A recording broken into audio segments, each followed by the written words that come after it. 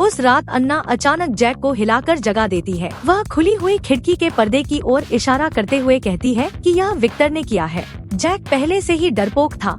उसे लगा कि उसकी बहन जानबूझकर उसे डरा रही है, इसलिए वह घबराकर अन्ना से पर्दा बंद करने की गुजारिश करता है। जब अन्ना देखती है कि उसका भाई उसकी बात पर यकीन नहीं कर रहा, तो वह विक्टर से कहती है कि वह अपना हाथ आगे बढ़ाकर जैक के चेहरे को छुए। अगले ही पल एक तेज चीख सन्नाटे को चीर देती है। जूली दौड़ती हुई वहां पहुंचती है, लेकिन वह अन्ना की कोई सफाई नहीं सुनती, बल्कि यह मान लेती है कि अन्ना ने जानबूझकर अपने भाई को डराया है।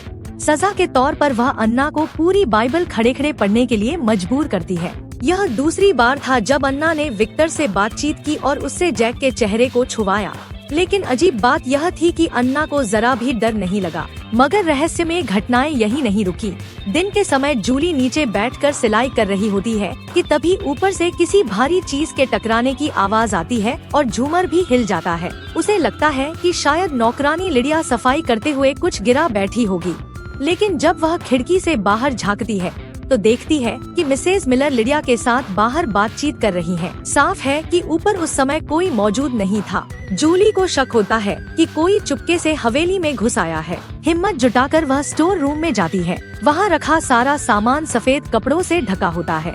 वह हर तरफ तलाश करती है, मगर कुछ भी नहीं मिलता। तभी अचानक फुसफुसाने की आवाजें सुनाई देती हैं। जूली को लगता है कि कोई यहीं छिपा है। गुस्से में आकर वह सारे सफेद कपड़े हटा देती है, लेकिन कमरा फिर भी खाली ही रहता है। उसे क्या पता था कि जब वह आईने के सामने पहुंचेगी, तो जो दरवाजा खुला हुआ था वह धीरे धीरे अपने आप बंद हो जाएगा। यह देखकर जूली घबराकर तुरंत कमरे से बाहर भागती है। सीढ़ियों पर उसे अपनी बेटी अन्ना दिखाई देती है। अन्ना अचानक स्टोर रूम की ओर इशारा करके कहती है कि वे लोग अभी यहीं से भागे हैं और सभी पर्दे हटाने की बात कर रहे थे। इसके बाद अन्ना अपनी बनाई हुई एक ड्राइंग दिखाती है, जिसमें विक्टर का पूरा परिवार बना होता है और यह भी लिखा होता है कि उसने किसे कितनी बार देखा है। हैरानी की बात यह थी कि एक बूढ़ी औरत को उसने पूरे 19 बार देखा था। इस वक्त जूली पूरी तरह घबरा जाती है। वह जोर देकर कहती है कि जरूर कोई बाहरी आदमी हवेली में घुस आया है। वह एक शिकार वाली बंदूक निकालती है और नौकरों को आदेश देती है कि सारे पर्दे हटा दिए जाएं,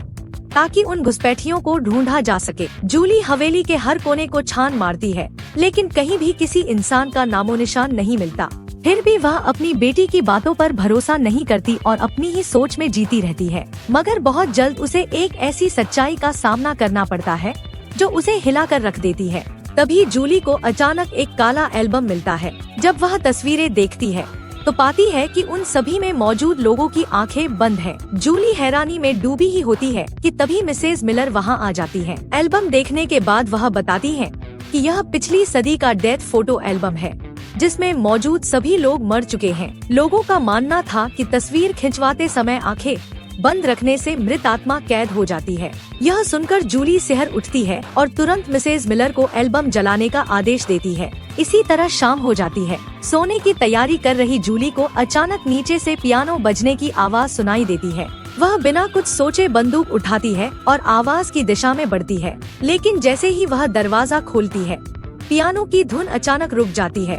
कमरे के भीतर कोई भी मौजूद नहीं था। जूली ध्यान से पियानो का ढक्कन बंद करती है और उसे चाबी से लॉक कर देती है। लेकिन जैसे ही वह कमरे से बाहर निकलती है, उसके पीछे का दरवाजा अपने आप बंद हो जाता है। जूली समझती है कि शायद दरवाजा खराब है, इसलिए वह उसे हिलाकर देखने की कोशिश करती है। तभी अचानक दरवाजा फिर से जोर से बंद हो जाता है और इससे पहले कि जूली कुछ समझ पाती, अंदर से कुंडी लगने की आवाज आती है। घबराई हुई जूली तुरंत ताला घुमाने की कोशिश करती है, लेकिन दरवाजा खुलता ही नहीं। वह जल्दबाजी में मिसेज मिलर से चाबी लेती है और दोबारा कमरे के अंदर जाती है।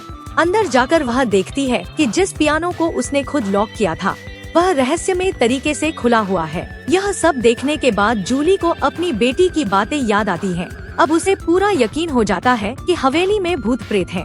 विक्टर का परिवार इसी हवेली में रहता है और उसका पिता एक पियानो वादक था। ध्यान देने वाली बात यह है कि इसी समय मिसेज मिलर दवा की बोतल से गोलियां निकालती दिखाई देती हैं, जिससे साफ होता है कि जूली लंबे समय से दवाइयां लेती आ रही है।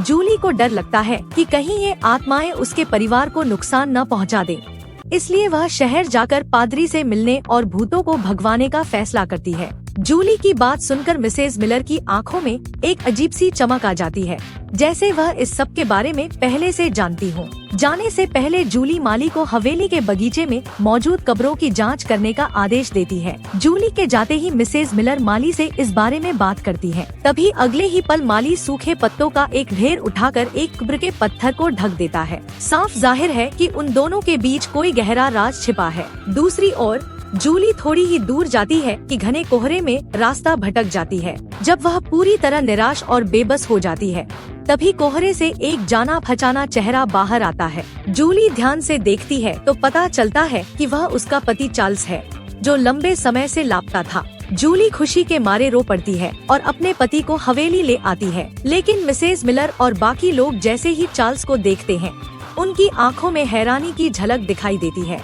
पति के अचानक लौट आने से जूली बेहद खुश होती है और उसे लगता है कि अब उसे सहारा मिल गया है। मगर जल्द ही उसे एहसास होता है कि चार्ल्स पहले जैसा नहीं रहा। वह बच्चों की बीमारी को लेकर बिल्कुल भी चिंता नहीं करता और हवेली में हो रही अजीब घटनाओं पर भी कोई प्रतिक्रिया नहीं देता। जूली उससे बात करने की कोशिश करती है, लेकिन चार्ल्स हर बार बात टाल देता है। अगली सुबह जूली देखती है कि उसकी बेटी अन्ना धार्मिक समारोह की पोशाक पहने जमीन पर बैठी है। जब वह पास जाती है तो देखती है कि अन्ना की बाहें बूढ़ी और सूखी हो चुकी हैं और घूंघट के पीछे एक बूढ़ी औरत का चेहरा दिखाई देता है। जूली डर के मारे पागल सी होकर पूछने लगती है कि उसने उसकी बेटी को कहाँ छिपा दिया है, लेकिन पलक झपकते ही बूढ़ी औरत फिर से अन्ना में बदल जाती है। असल में जूली उस वक्त अपनी ही बेटी को मार रही थी। माँ के इस बर्ताव से अन्ना डरकर रोने लगती है और अपने पिता के पास भागकर शिकायत करती है कि माँ उसे मारना चाहती है। अब जूली को एहसास होता है कि शायद उसे भ्रम हो रहा है।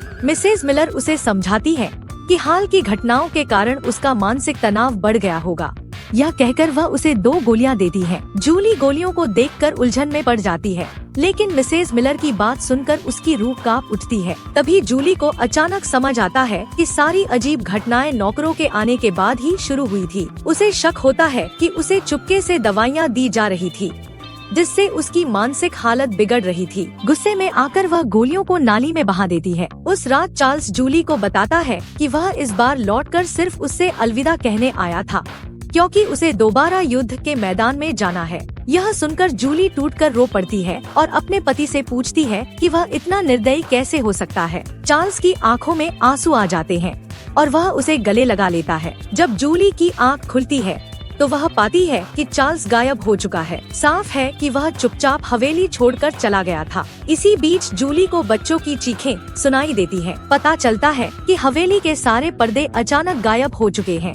खिड़कियों से तेज धूप कमरे में फैल जाती है। जूली घबराकर बच्चों को कपड़ों से ढक लेती है। वह गुस्से में नौकरों से पूछती है कि उन्होंने पर्दे क्यों हटाए, लेकिन मिसेज मिलर कहती है कि उन्हें इस बारे में कुछ भी पता नहीं है और फिर वह कुछ अजीब सी बातें कहने लगती है। यह सुनते ही जूली पूरी तरह बेकाबू हो जाती है। वह शिकार की बंदूक निकालती है, मिसेज मिलर को चाबियां सौंपने का आदेश देती है और तीनों को हवेली से बाहर निकाल देती है। इसके बाद वह हटाए गए पर्दों को हर जगह ढूंढती है, लेकिन पूरी हवेली छान मारने के बावजूद उसे कुछ भी नहीं मिलता। तभी जूली को याद आता है कि उसने अब तक नौकरों के रहने वाले कमरों की तलाशी नहीं ली है। सच्चाई जानने के लिए वह उस कमरे में जाती है। कमरा काफी सलीके से सजा होता है, लेकिन पहली नजर में कुछ भी संदिग्ध नहीं दिखता।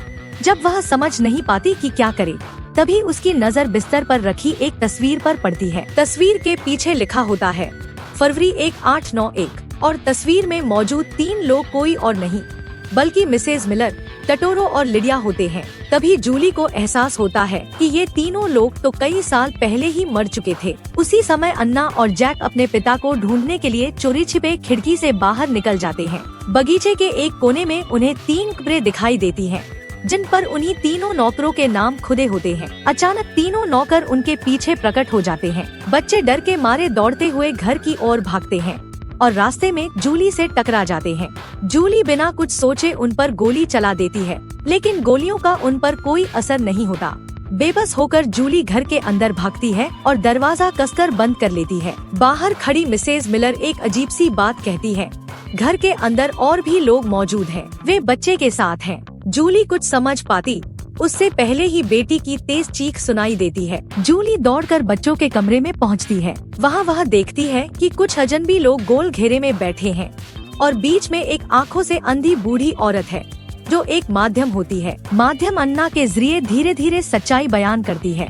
वह इस बिछड़ने की त्रासदी को बदल नहीं सकता था, इसलिए उसे हवेली की किसी भी बात से कोई लगाव नहीं था। अंत में वह फिर चला गया क्योंकि उसकी आत्मा को उसी जगह लौटना था जहां वह मरा था। जूली ने पर्दों से सिर्फ धूप नहीं बल्कि मौत की सच्चाई को भी छिपाने की कोशिश की थी, और पर्दों का हट जाना इस बात का संकेत था कि अब वह सच्चाई से भाग नहीं सकती। यानी सबसे भयानक कैदखाना है, चाहे वह बीते हुए पछतावे का हो, खोने का दर्द हो या नियंत्रण की जिद, ये सब इंसान को अंतहीन पीड़ा में जकड़ लेते हैं। सच्चाई भले ही कठोर हो, लेकिन उससे भागना दर्द को और बढ़ा देता है। केवल सच्चाई का सामना करके ही इंसान खुद से सुलह कर सकता है और मन की शांति पा सकता है। शांत होने के बाद जूली आखिरकार यह स्वीकार कर लेती है कि वह और उसके बच्चे बहुत पहले मर चुके हैं। विक्टर का परिवार लगातार आत्माओं के आतंक से परेशान होकर अपना सामान समेटता है और हवेली छोड़ने की तैयारी करता है। जूली बच्चों को गले लगाकर खिड़की के पास खड़ी होती है और नए मालिकों को जाते हुए देखती है। उसकी आंखों में अब न डर है न जिद। धूप उन पर पड़ती है जो अब गर्म और बेखतर लगती है। बच्चों की धूप से एलर्जी पूरी तरह खत्म हो जाती है। यह इस बात का प्रतीक है कि वे अपने आत्मछल के बंधन से मुक्त हो चुके हैं। जो हवेली कभी घुटन और डर से भरी थी, वह अब आत्माओं के सुकून की जगह बन जाती है। का कैदखाना नहीं। हवेली के बाहर लगा बिक्री का बोर्ड अब भी खड़ा है, जो जीवन और मृत्यु के चक्र की निरंतरता का संकेत देता है और यह भी बताता है कि एक नई कहानी जल्द ही शुरू होने वाली है।